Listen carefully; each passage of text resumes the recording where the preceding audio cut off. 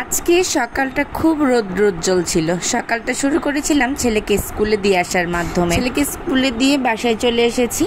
এর কিছুক্ষণ পর থেকেই শুরু হয়েছে নারায়ণগঞ্জে মুষলধারে বৃষ্টি। হ্যালো গাইস, আজকে নতুন একটা ভিডিওতে তোমাদের অনেক অনেক স্বাগতম। অনেক দিন সংসারে মনোযোগ দিয়ে রান্নাবান্না করা হচ্ছে না। সেই কক্সবাজার থেকে আসার পর থেকে মনটা শুধু ট্যুরে যেতে চায়, মানে বাসায় একদমই ভালো লাগে না। তাই আর কি কোনো ভিডিও শুরু তেমন একটা নেওয়া হয় না। আজকে চিন্তা করেছি এখন থেকে মনোযোগ দিয়ে আবার রান্না বান্না করব, মানে মনোযোগ দিয়ে সংসারটা করতে হবে। না হলে তোমাদের ভাইয়া আবার কবে জানি বলে বসে, থাক তুমি আরাম করো, তোমার জন্য একটা কাজের সঙ্গী এনে দেই, মানে সে আবার অন্য কিছুও চিন্তা করে ফেলতে পারে। তাই চিন্তা করলাম নিজের সংসারটা নিজে এবার মন দিয়ে করি। আবার ছেলের স্কুল বন্ধ দিলে ট্যুরে যাওয়া যাবে না। আমি তো সাতকে স্কুলে দিয়ে আসার সময় নিচে তরকারির ভ্যান গাড়ি থেকে লাল শাক কিনে এনেছিলাম। লাল শাক চিংড়ি মাছ দিয়ে ভাজি খেতে কিন্তু বেশ ভালো লাগে। লাল শাক খালি খালি খেতে একদমই ভালো লাগে না, আমার কাছে চিংড়ি মাছ দিয়েই ভালো লাগে।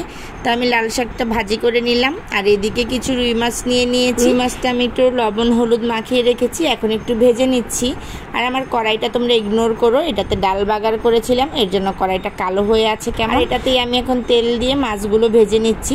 প্রথমে কড়াইতে না একটু ডাল বাগার করে নিলে মাছ আর আটকে যায় না, তাই আমি প্রথমে একটুখানি ডাল বাগার করে নিয়েছিলাম, মানে বেরেস্তা করে ডালটা বাগার করেছিলাম। আর এর জন্য মাছটাও আটকে যাচ্ছে না, সুন্দরভাবে মাছটা ভাজা হয়ে যাচ্ছে। ভাজা মাছ দিয়ে তরকারি খেতে আমার ভীষণ ভালো লাগে। কে কে পছন্দ করো ভাজা মাছ দিয়ে তরকারি খেতে?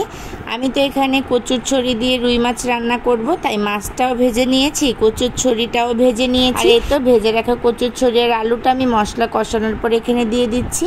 এভাবে কোন কোন এলাকায় কচুর ছড়ি ভেজে তারপর এভাবে কষিয়ে রান্না করি। আমি তো কচুমুখী দিয়ে তরকারি রান্না করলে এইভাবেই রান্না করি, তা না হলে আমার কাছে তরকারিটা বেশি পিচ্ছিল মনে হয় আর ওটা খেতে আমার একদমই ভালো লাগে না, তাই আর কি একটু ভেজে রান্না করি। এটা তো সুন্দরভাবে কষানোর পরে আমি এখন পরিমাণ মতো ঝোলের পানি দিয়ে দিয়েছি। আর যখন ঝোলটা একদম বলক চলে এসেছে তখন আমি মাছগুলো দিয়ে দিচ্ছি।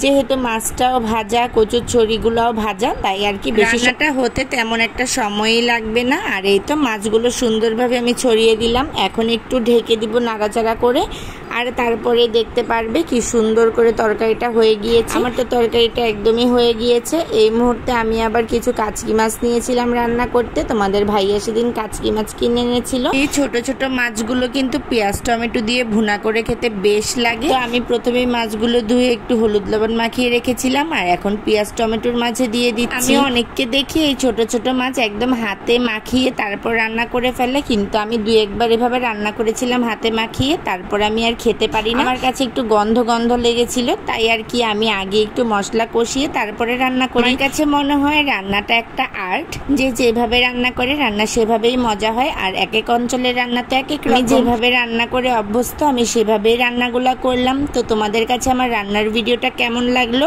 অবশ্যই একটা কমেন্টস করে জানাতে ভুলবে না। ভিডিওটা ভালো লেগে থাকলে অবশ্যই একটা লাইক ফলো শেয়ার করতে ভুলো না। আল্লাহ হাফেজ।